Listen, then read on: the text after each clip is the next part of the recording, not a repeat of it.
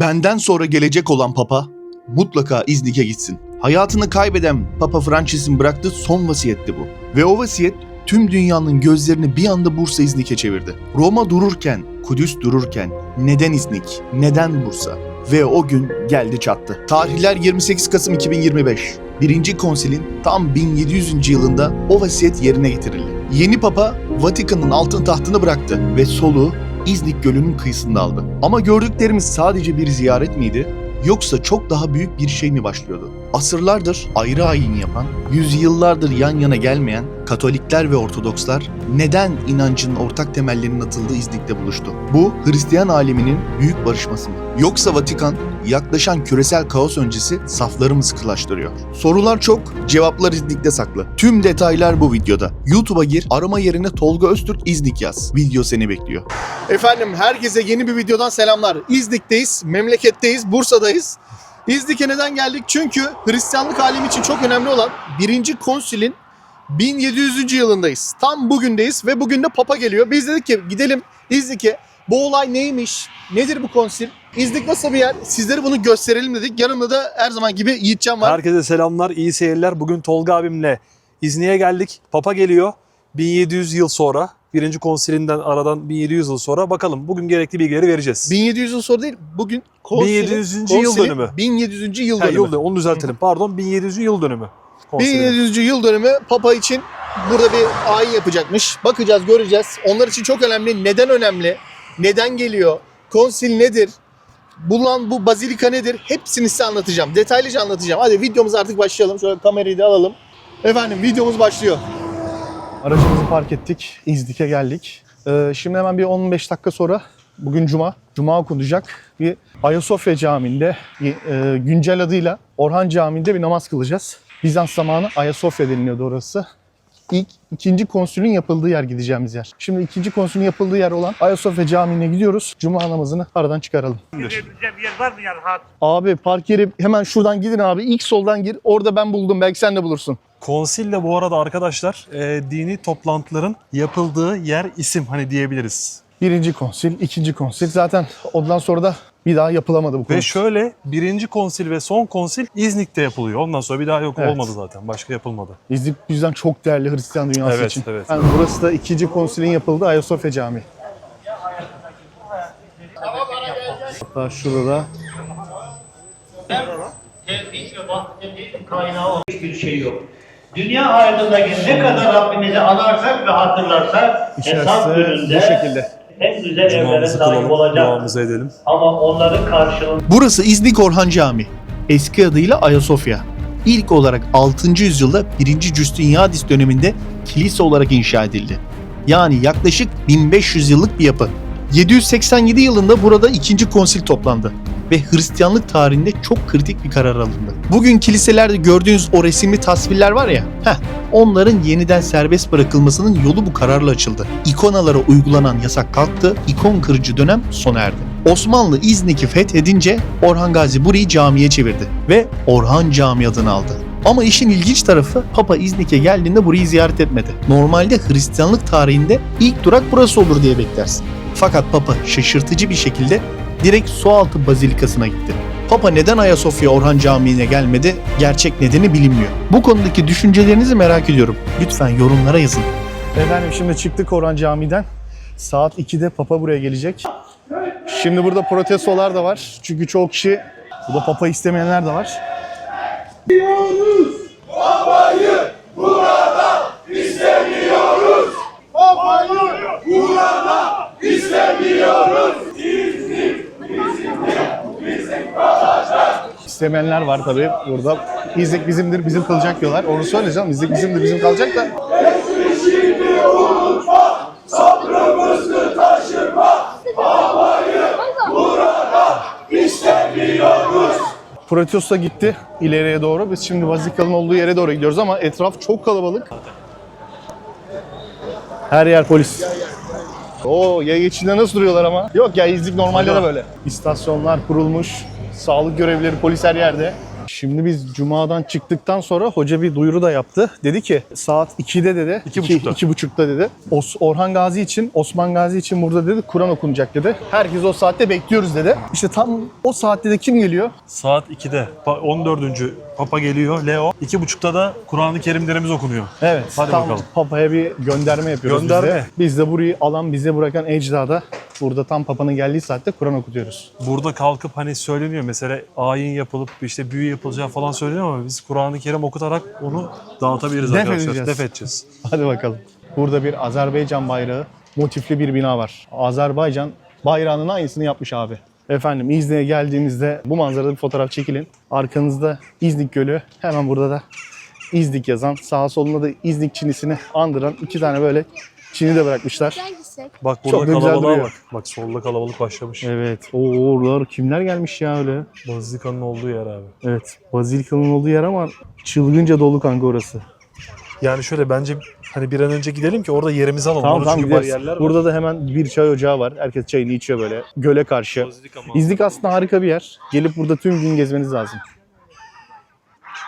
İznik Neler neler. fayı da bu gölden geçiyor bu arada. Ve 1000 yıldır deprem olmuyor bu İznik fayında. Allah göstermesin inşallah daha da ömür boyu olmaz Hiç diyelim. olmasın ya, amin inşallah. Yaklaşıyoruz şimdi Bazilika'nın olduğu yere ama orası artık ana baba günü. Hayda bayağı önemli kişiler geliyor. Etraf o kadar kalabalık ki şöyle göstereyim. Her yer, her yer. Ya devlet erkanı geldi, kapıyı açın, yolu açın. Vallahi bilmiyorum ama çok önemli insanlar geldi kesin. Evet. Dünyanın bir ucundan Şili'den gelen var. Öyle söyleyeyim yani. Bayrak gördüm. Harbiden öyle ya. Buradan kapalıdır değil mi İşte şu an? kapalı tabii. Bundan sonrası geçiş yok. Evet, bundan sonra artık geçiş yok. İlerisi şekilde. Efendim göl kenarına kadar geldik ve hemen karşıda bakın jandarma da var. Jandarma sahil Jandarma güvenlik. denizden koruyor. Kara zaten inanılmaz vaziyette. Yani burada var ya yemin ediyorum kuş herhalde uçurmazlar. Hani kuş uçurtmuyorlar dediği var ya gerçekten şu an o yani. Yani çok derin abiler de var. Belli zaten giyimlerinden. Basını buraya yer vermişler. Basın hemen burada yer alıyor. Çok uzak yani çok yakına da gidemiyorlar. Onlar da böyle kral bir zoom yapacaklar ki Evet. net alabilsinler. Yaklaşmak mümkün değil. En fazla buradan kalabiliyorsun. Bu arada göl çekilmiş. Normalde şuralara falan su geliyor. Ama bugün bayağı bir su çekilmiş. Ne kadar doğru bilmiyorum ama şey diyenler de var işte. Gölün suyunu boşalttılar işte birkaç kişi diyor burada. Gölün suyunu boşalttılar işte sırf bazilika belli olsun, ortaya çıksın diye diyorlar ama ne kadar doğru bilmiyorum. Rahipler geldi şimdi 2 tane bir baktılar buraya bir. Herhalde onlar da son incelemeleri yapıyor. Bunlar da geldi buraya. Bilmiyorum. Bunlar da bir şeyler konuşuyorlar ama ne konuşuyorlar bilmiyorum. Papa'nın helikopteri geldi ama ne kadar gözüküyor bilmiyorum.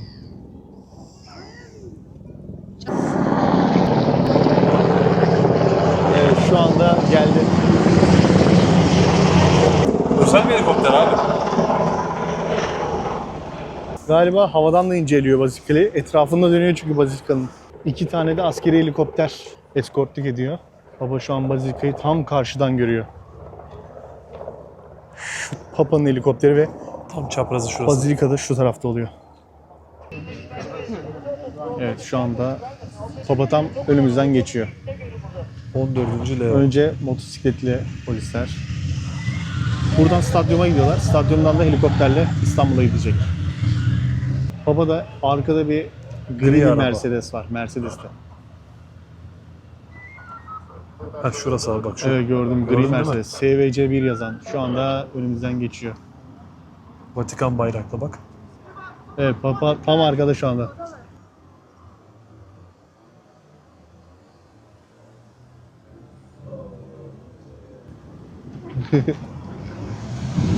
Geçti.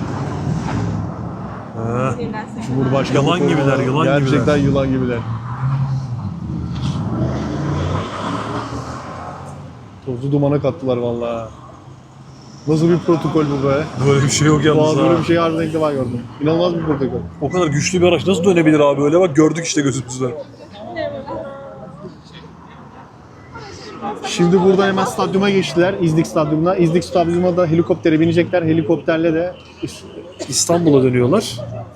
şey mi? Sultanahmet Camii. Sultanahmet Camii'ne 2-3 gün sonra da Beyrut'a gidiyor, Lübnan'a. Dönüyor. Evet. Papaz gitti. İznik'i terk etti baba. Artık serbestsiz. Aradan lavaboya gitti geliyor mu? Toz duman etti valla. Hadi şey getir hadi. Bayağı Geldi bir boran. gitti bir tufan. Evet şu anda ayrıldı. Artık Papa gitti. İzni'yi terk etti. Burada da papazlar. Papazlar gidiyor. Böyle duruyor. Onlar da gitti. Kimse kalmadı. Gel bıyıklı bozkurtlar. Bizim çocuklar. Ya polis her yerdeydi. Resmen kuş uçurmadı. Zaten bakın Evet. özel araçlar var burada. Sinyal kesiciler. Ben gerçekten onu yaşadım yani. Kuş uçmuyor tabirini burada yaşadım. Çok başka bir seviyeydi. Şu anda Papa gitti, artık serbest bıraktılar bizi. Şimdi biz de Bazilika'ya gidiyoruz. Bazilika'ya gidiyoruz. Şu elinde fotoğraf makinesi olan abla Papa'yı çektirecekti ama çektirmediler. Dediler ki elindeki Silaha benziyor. silaha diye benziyor söylediler. dediler. Aynen. Silaha benzediği için de ablayı uzaklaştırdılar oradan.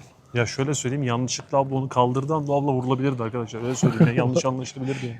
İnanılmaz korunuyor. Hani Papa'yı çok çektik ama. sağlam. Bilmiyorum kamerada ne kadar gözüktü ama çektik kendisini. Ne önlemler aldılar be. Deniz, hava, kara. Bak hala papaz şeyler orada. Papazlar orada abi. Bunlar çok önemli değil ki biz yaklaşabiliyoruz şu an. Tabii tabii. Yoksa var ya. Buraları da nasıl kapatmışlar baksana mavi yerlerle. Evet, ayinin yapıldığı yerdeyiz şu anda. Daha az önce bitti. Şu anda burada da herkesin adı yazılmış. Herkesin oturacağı sandalye bile belli. Platformu da temizliyorlar. Evet, o büyük ayinin yapıldığı yerdeyiz şu anda. Anlık geldik hem de. Hani bir gün, 2 gün sonra da değil. Bazilika hemen şu gördüğünüz alanda efendim. Şurada bulunan mezarlar var hemen. Bunların hepsini ise tek tek anlatacağım. Biz şuradaydık. Ta şuradaydık.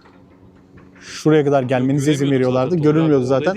Bayağı uzak kalanmış. Şu anda Papa'nın helikopterini bekliyorum. Birazdan geçecek buradan. Sesi geliyor. Bak oradan gidiyor şu an. Evet, şu anda da şu gördüğünüz Papa'nın helikopteri şu anda gidiyor. İstanbul'a gidiyor. Sultanahmet Camii'ne gidiyor. Tabii buralara kadar su vardı da su çekildi. Bakın efendim hemen burada bir mezar var. Bu mezar yaklaşık 1000 yıldır suyun altında olduğu söyleniyor. Gölün altında olduğu söyleniyor. Hemen şurada bir tane bebek kafası var ve bir de annesi olduğu söyleniyor. Bu mezarı da özellikle Papa zamanı böyle üstünü şeffaf yaptılar görsün diye bu zamana kadar kapalıydı üstü. Ve burada bulunan mezarlar var. Bak şurada mezarı görüyor musun? Anneyle çocuk demiştin Aha, sen onu. bak Evet. orada görüyor musun? Burada mezar kalıntıları. Belki 1000 yıllık mezar o. 1000 Evet. yıllık kafatası ve hala burada yatıyorlar. Ve bu 1000 yıldır da suyun altında. Bugün gün yüzüne çıkacak. Kim nerede duracak hepsi önceden planlanmış zaten. Hepsinin isimleri tek tek yazıyor. Ve burada yabancı basın kuruluşları da var. Evet. Papa az önce tam buradaydı.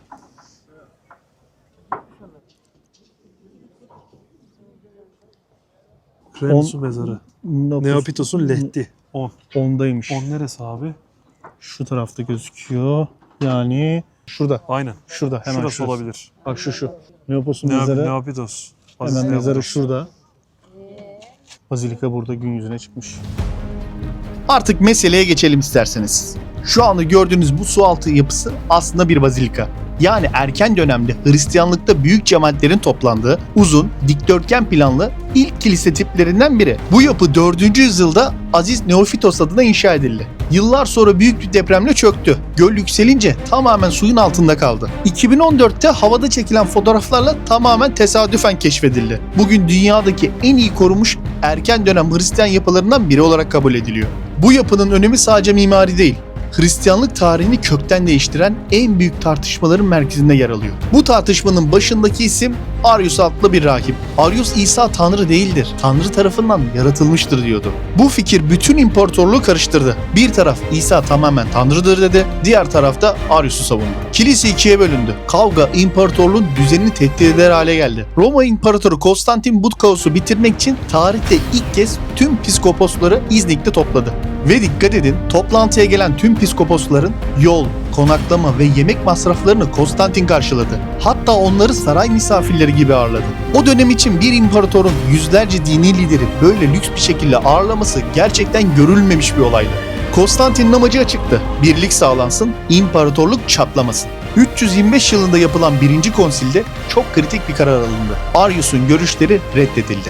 İsa'nın Tanrı ile aynı özden olduğu kabul edildi. Bugün Katolik ve Ortodoks dünyasının inanç temeli işte bu kararla şekillendi. Bu kararda tarihe İznik inanç bildirgesi olarak geçti. Kısacası bu su altındaki bazilika sadece bir yapı değil, Hristiyanlığın bugünkü şeklini belirleyen kararların doğduğu yer.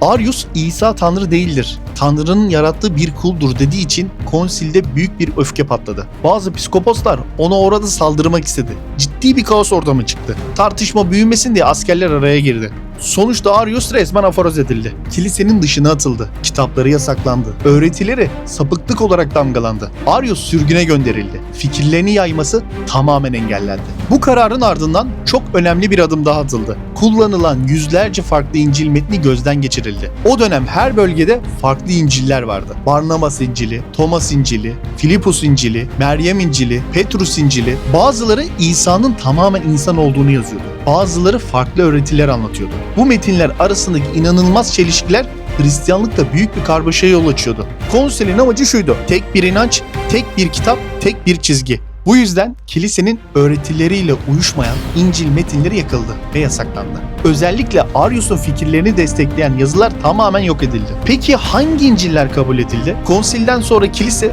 bugün kullanılan 4 resmi İncil'i benimsedi. Matta, Markos, Luka ve Yuhanna. Bu 4 İncil dışındaki tüm metinler yasaklandı, yakıldı, apokraf yani dışlanan kitaplar olarak kenara atıldı. Kısacası konsil sadece bir tartışmayı çözmedi. Hristiyanlığın hangi İncil'e, hangi inanca, hangi çizgiye göre yaşayacağını belirledi.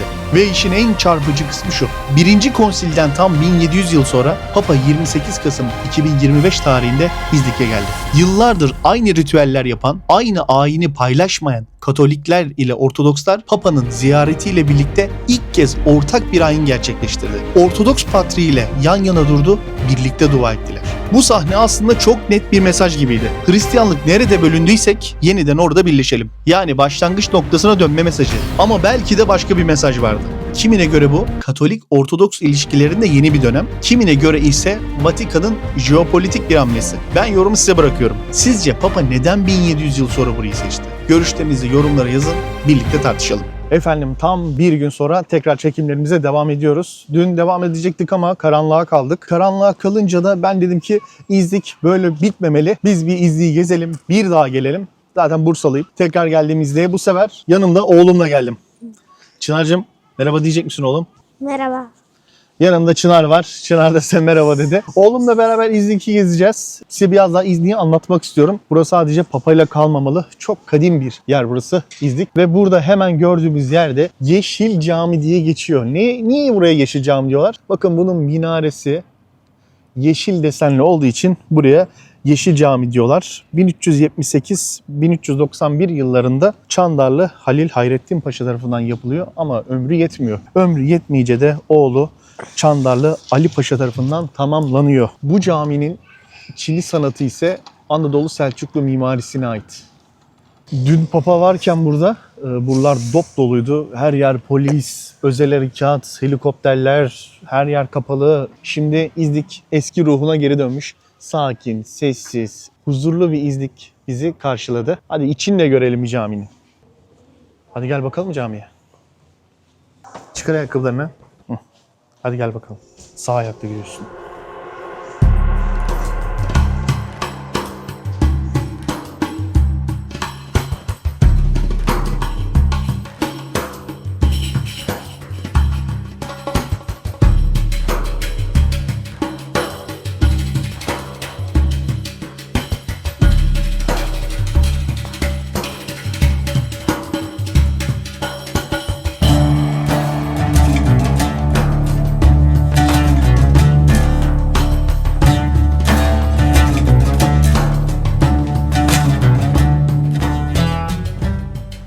Evet, şimdi Çınar'la birlikte beraber şehrin giriş kapısına gidiyoruz. Ta Roma zamanı yapılan şehrin ilk giriş kapısına doğru ilerliyoruz. Bir de size orayı anlatacağım. Orayı da görmenizi istiyorum. Çınar ne diyorsun oğlum? Bu İznik biraz daha böyle açık hava müze gibi değil mi? Evet. Her yerde farklı bir şey. Camiler, işte bakıyorsun Roma zamanı kalıntılar. Her sokakta farklı bir olay çıkıyor karşımıza. Ne çıkacağı hiç belli değil İznik'te. Çınar'cığım daha önce İznik'e geldik mi? Evet. Ne yapıyordun sen İznik'te? Scooter sürüyordum. Scooter sürüyordun değil mi? İznik'e getiriyordum ben Çınar'ı. Geliyorduk hafta sonları falan. Seviyorum ben İznik'i. Evet efendim, şehrin belki de en önemli noktalarından biri olan Lefke kapısına geldik. Bu Lefke kapısı çok önemli. Çınar'cığım gel oğlum. Şehrin ana giriş kapısı burası. Yani şehrin en önemli kapısı burasıydı Roma zamanı. Lefke kapısı. Roma döneminin ilk zamanlarında yapılıyor. Yani milattan sonra 1. 2. yüzyılda bu kapıyı yapıyorlar. Bizans dönemi 2. Teodoros zamanında da güçlendiriyorlar. Yani milattan sonra 400. yıllarda kapıyı güçlendiriyorlar. Kapının bir önemli yanı da 1331'de Orhan Gazi İznik'i fethettikten sonra şehrin giriş kapılarından birisiydi. Yani Orhan Gazi şehre buradan girdiği söyleniyor. İznik'e kim gelirse bu kapıdan geçiyormuş ve şehre bu kapıdan giriyormuş. Yerde hala Osmanlı'dan kalan, Bizans'tan kalan taşlar var. Bu kapı Bizans'ta görmüş, Osmanlı'da görmüş. O yüzden Osmanlı ile Bizans karışımı diyebiliriz ama Bizans'ın izlerinin etkisi hala var tabii. Bakın burada yazılar yazıyor. Bilmiyorum siz görüyor musunuz şu an? Tüccarlar, askerler, şehre gelen elçiler hepsi bu kapıdan geçiyormuş. Şunlar ne? Neyler Çıno? Bunlar da büyük ihtimal oğlum askerlerin nöbet tutma yeri gibi yerlerdi büyük ihtimal. Şehrin kapısı burası çünkü. Askerler de herhalde burada böyle nöbet tutuyorlardı. Oldukça gösterişli bir kapı ve hala günümüzde ayakta. Düşün Çınar'cığım. 300'lü yıllarda insanlar bu şehre geldikleri zaman, İznik'e geldikleri zaman bu kapıdan geçiyorlarmış oğlum. Buradan böyle şehre giriyorlarmış. Orhan Gazi fethedince burayı bizimkiler bu kapıdan şehre giriş yapmışlar. Yani şehri aldıktan sonra da artık buradan sonra bir girmişiz. Bugün hala bizim. Umarım yıllar sonra da hala bizim olur. Şuraya bakın sütunlar hala duruyor. Hemen burada da antik su yolu var efendim. Antik su yolunu da size göstermek istiyorum. Roma zamanı taşınan sular. Bunun üzerinde böyle gidiyormuş. Antik su yolu bu da. Yani o kadar eski, o kadar tarihi bir yerdeyiz ki İznik gerçekten açık hava müzesi. Antik su yolu da hemen burada. Şimdi ChatGPT'ye sordum ne yazıyor burada dedim de kimin adına kim yaptıysa onun tarafından yaptırıldı gibi bir yazı yazıyor dedi şurada. Ama çok okumuyor. Lefke kapısı da bu şekildeydi efendim. Yani şehre geldiğinizde bu kapıyı da görün. Burası şehrin ana giriş kapısı. Burada Romalılar da geçti, buradan Osmanlılar da geçti. Buradan çok önemli kişiler geçti. Ama benim için en önemli olan Orhan Gazi'nin bu kapıdan şehre girmesiydi.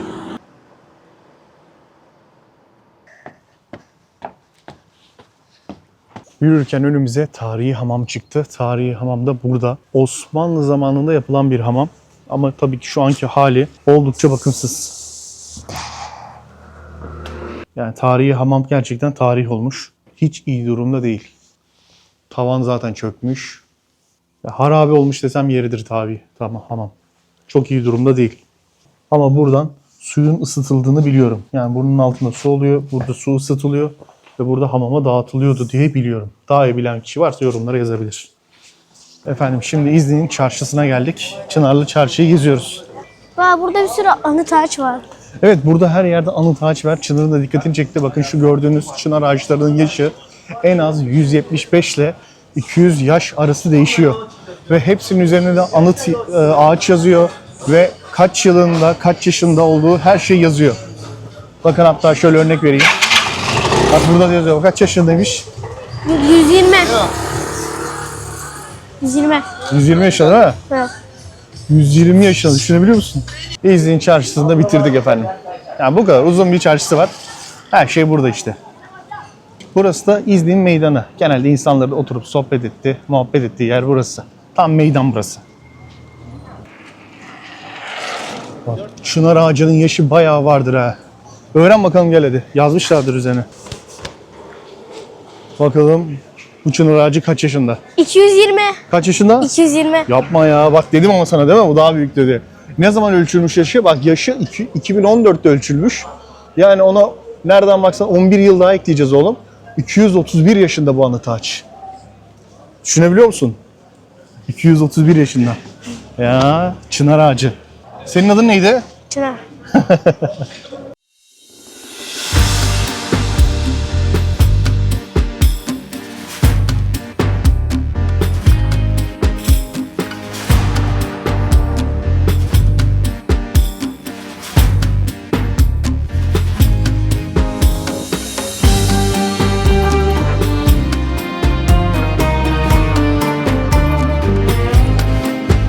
O kadar çok gezecek yer var ki İznik'te.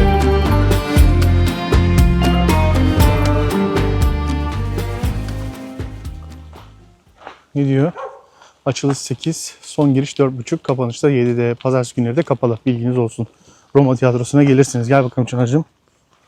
Evet, Roma dönemimden kalan Roma Tiyatrosu'na geldik. Şimdi size burayı detaylıca anlatacağız. Ben şey sandım, şu köpekler kapıyı koruyor Öyle mi? gibisinden. Belki koruyordur. O Olabilir zaman mi? biz nasıl girdik? Ya bizim iyi bir insan olduğumuzu anlamıştır.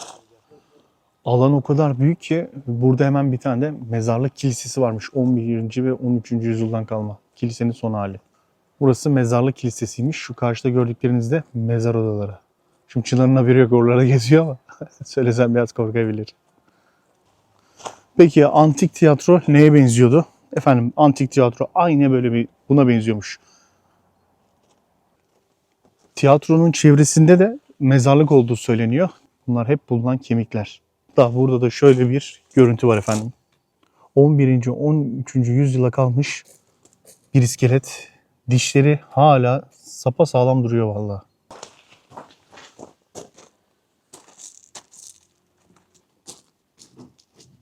Antik tiyatroya geldik ama oturma düzenlerinin olduğu yerlerin çoğu zamanla yıkılmış. Burada ne yapıyorlarmış biliyor musunuz? Burada halk gösterileri oluyormuş, müzik yarışmaları oluyormuş, tören oluyormuş, imparator için kutlama oluyormuş. Halk buraya geliyormuş, buralarda oturuyorlarmış ve belki buraya imparator çıkıyordu, konuşma yapıyordu o zamanlar. 15.000 kişilikmiş buranın kapasitesi. 15.000 insan burada oturup, o zaman için gerçekten çok ciddi bir sayı, burada oturup belki de kral buralarda bir yerdeydi. Bilemiyorum. Belki kralın oturduğu yer daha farklıydı. Ama burada böyle bir sahne var ve o zamanki insanları sizi izliyordu coşkuyla. Ha, şu yukarı çıkalım. Evet, çıkacağız şimdi oraya da. Geçmişte burada tabii gladio dövüşleri de olmuş. Ama ufak çaplı. Yani çok büyük dövüşler değil. Milattan sonra 358 ve 362 yıllarında iki büyük deprem oluyor. Ve burası çok büyük bir zarar görüyor. Çok büyük bir zarar görünce de Bizans döneminde burası tamamen artık taş ocağı olarak kullanılmaya başlıyor efendim. Taş ocağı yapıldığı zaman Ayasofya Camii, sütunlar, mermer bloklar hepsi bu tiyatrodan sökülüp yapılmış. Şimdi şu caddeden yürüyordum, normal ilerliyordum. Önüme bir anda böyle bir kalıntı çıktı.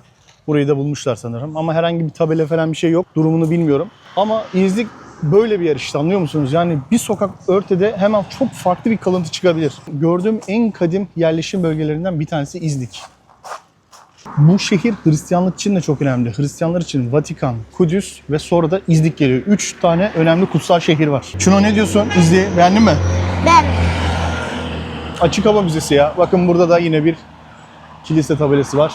Burada hemen bir kilisenin şöyle kalıntıları var. Artık çok kilisede diyemeyiz yani, tamamen kalıntı hale gelmiş. Ama karşınızda çok eski bir, belki de çok önemli kiliselerden bir tanesinin kalıntısı var. Ha, buraya nasıl girilir mi? Buraya girebilirsin belki ama kapatmışlar, ama girmene gerek yok oğlum. Zaten baksana bir şey kalmamış. Kalıntı kalmış sadece. Duvarları kalmış resmen. Şimdi efendim İznik'e gelince Çinisini görüyoruz, Bazilikası'nı görüyoruz, camisini geziyoruz ama nereye gitmiyoruz biliyor musunuz? Bakın buraya gelen olmuyor genelde. Şimdi ben de buraya geldim. Kırgızlar Türbesi. Burası nedir? Size onu anlatacağım. İznik'te burası. Hemen detaylı anlatacağım ama umarım kapalı değildir. Evet, hadi girelim bakalım. Kırgızlar Türbesi'ndeyiz. Kırgız Türklerinin olduğu türbedeyiz. Ne yazıyor? Bu türbe 11. yüzyılın sonunda İznik şehrinin fethine ve Anadolu Selçuklu Devleti'nin merkezinin kurulmasına katkı sağlayan Kırgız askerlerinin hürmetine Sultan Orhan Gazi tarafından yapılmıştır efendim. 4. Dünya Göçebe Oyunları sebebiyle İznik'te bulunan Kırgız Cumhuriyeti Cumhurbaşkanı Sayın Sadır Çapanov'un katılımıyla açılmıştır. Burada da bir Kırgız askerini göstermişler. Kırgız kahramanlarına saygıyla. Ha, içerisi kilitli. İşte aynı candan, aynı kandan diyoruz ya, işte bu nedenle diyoruz. Açık mı bakalım bir? Açık. Hadi bismillah. Sandım. Dur bekle, ayakkabıyla girme. Niye? Bekle. Ayakkabıyı çıkar oğlum burada. Geç bakalım bir. Evet efendim. Bismillahirrahmanirrahim. Sağ ayakla. Aferin. Hayatını kaybeden Kırgız askerleriyle onları yad etmek için Orhan Gazi tarafından yapılan türbe oğlum burası. Yani Kırgızistan'ı biliyor musun? Hani ben gitmiştim ya Orta Asya'da. Oradan kalkıp bizimle beraber burada savaşmışlar. Biz burayı alalım diye. Onlar da canlarını vermişler bizle beraber. Onlar da burada hayatını kaybedince, şehit olunca Orhan Gazi demiş ki onlar için türbe yapalım. Hemen burada da Kırgızistan bayrağı var. Türbe ziyarete açık. Yani girebiliyorsunuz. Kapısı kapalı ama kapıyı açıp girebiliyorsunuz. Kilitli değil efendim. Siz de gelirseniz lütfen buraya da uğrayın. İznik'e gelindiği zaman maalesef burası unutuluyor.